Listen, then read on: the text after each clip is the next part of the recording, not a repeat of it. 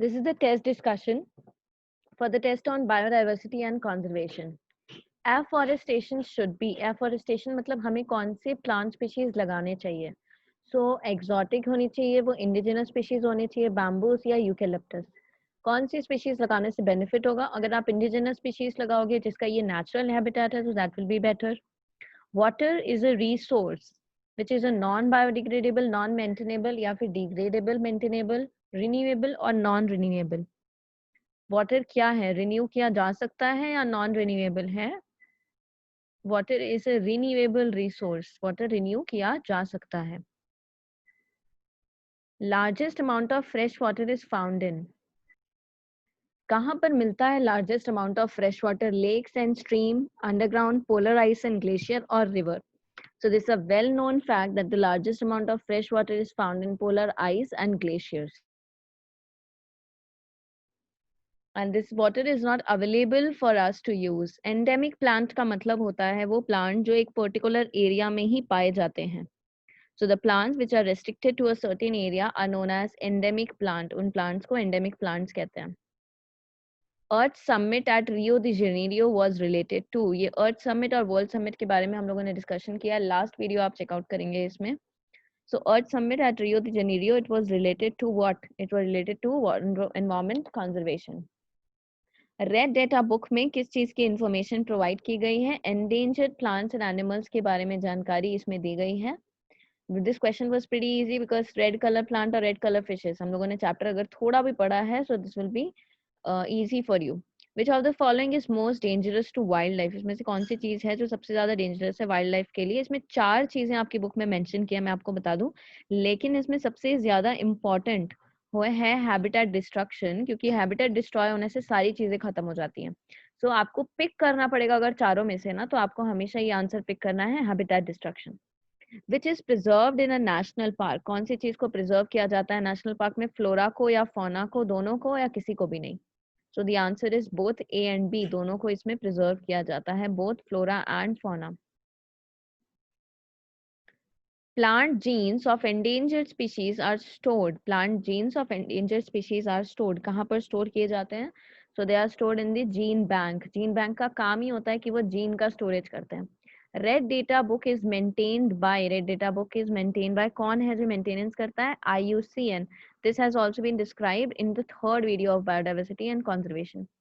Q London is famous for. It is famous for its herbarium. किसके लिए famous है ये? हर्बेरियम के लिए फेमस है. Which of the following species are restricted to a given area?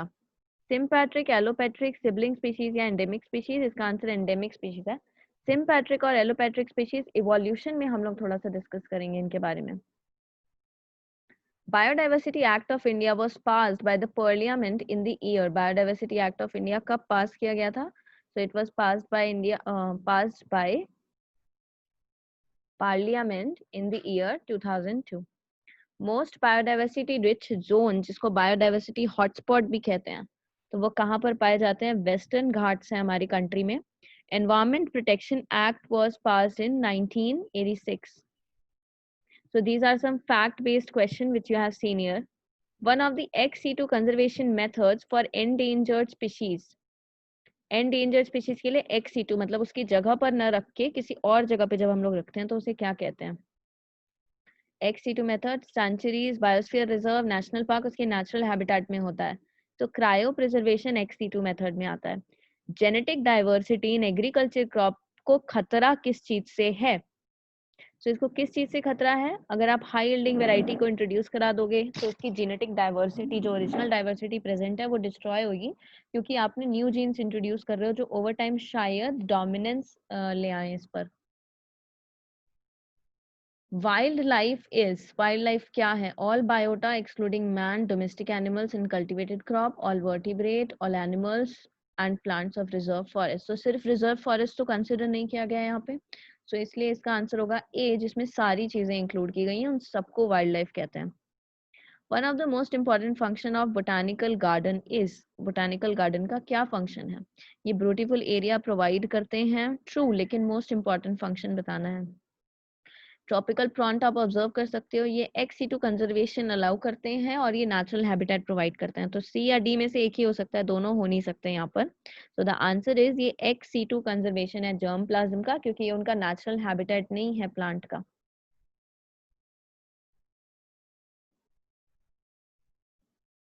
Number of ecological hotspot in the world, कितने ecological hotspot पाए जाते हैं वर्ल्ड में? So about 25 ecological hotspots are there. Biological diversity दिवस कब आता है? It is on 29 December.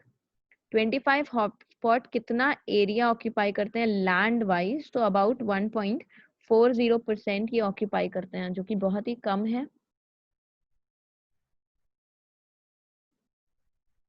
The term hotspot for high diversity ecological region was given by, किसके द्वारा दिया गया था the term hotspot? It was given by Myers. Alpha diversity क्या रिप्रेजेंट करता है? Alpha diversity represents diversity with in the community. Community के आपस में क्या डाइवर्सिटी होती है? देखिए, आप लोग ये बात ध्यान रखो कि इकोलॉजी के सारे चैप्टर के सारे वीडियोस आप लोगों ने देखे हो, क्योंकि टॉपिक्स जो है वो आपस में रिलेटेड होते हैं। आपको हो सकता है एनसीईआरटी में कोई एक टॉपिक अलग चैप्टर में मिले, कहीं और पे मिले, बट अगर मैंने सीक्वेंस इकोसिस्टम से स्टार्ट किया है तो मैंने बिगिनिंग में बहुत सारी चीजें बताई होंगी। कुछ टॉपिक्स बायोडाइवर्सिटी में बताएंगे, कुछ ऑर्गेनिज्म में, तो टर्मिनोलॉजी जो है वो आपको थ्रू आउट द चैप्टर्स मिलेगी। इसलिए make sure you note every point from the ecology chapter. Rate of replacement of species along a gradient of habitat or community is called rate of replacement of species. जब habitat और communities बदलती हैं उस दौरान जो आपको देखने को मिलता है, सो उसे कहते हैं बीटा डाइवर्सिटी, अलग अलग कम्युनिटी के आपस में। Biodiversity is determined by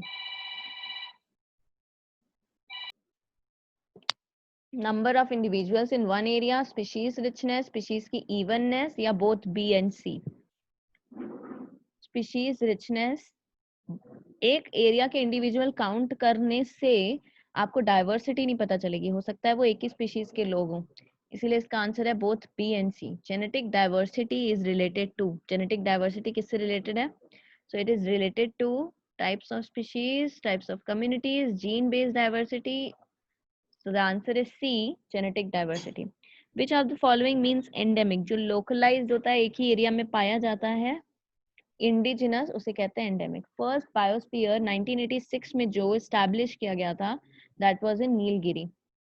MAB program of UNESCO launch किया गया था इन 1971।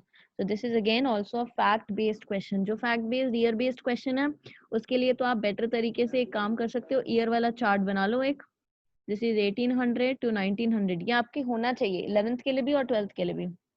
1900 टू 2000 आपको जो चीजें मिलती हैं 2000 के बाद, उसको आप पूरे पूरे सिलेबस के लिए आप इसको यहाँ पर मार्क करते जाया करो। कोई भी चीज हो, डिस्कवरी हो, कहीं पर भी आपने कोई चीज पढ़ी हो, ताकि एट द एंड जब आप पढ़ रहे हो ना, शायद आप रिलेट करके ज्यादा बेहतर तरीके से कि पहले ये हुआ था फिर ये हुआ था। तो ये ईयर वाइज चार्ट आप एक नोटबुक या एक पेपर अपने नोटिस बोर्ड पर, बुलेटिन या कुछ रखते होगे, आप उसमें बना लो, ताकि उसमें आप हमेशा ये नोट्स ऐड करते रहो।